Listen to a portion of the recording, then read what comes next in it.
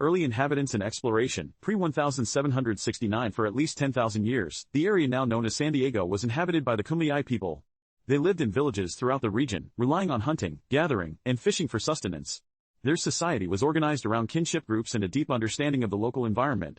The Kumeyaay language is part of the Yuman language family.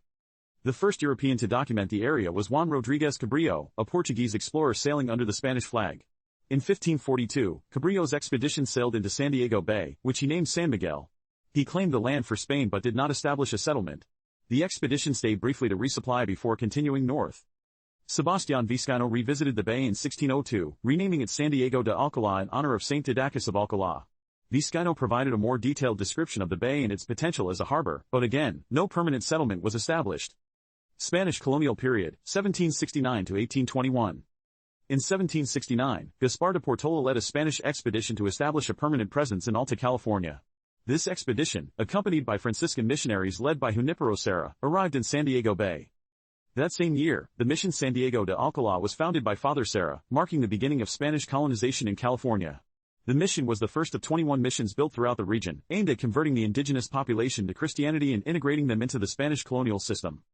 Also in 1769, the Presidio of San Diego was established, a military fort designed to protect the mission and the surrounding territory from foreign incursions and indigenous resistance.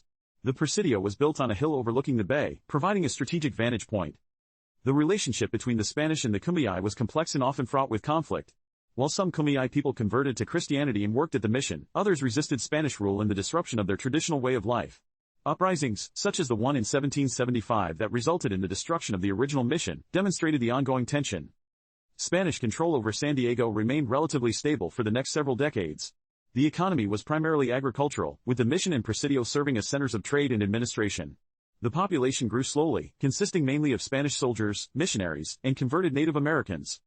Mexican period, 1821 to 1848.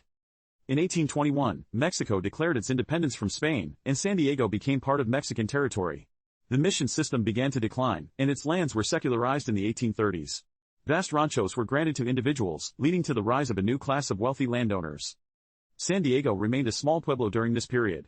The focus of economic activities shifted from the mission to the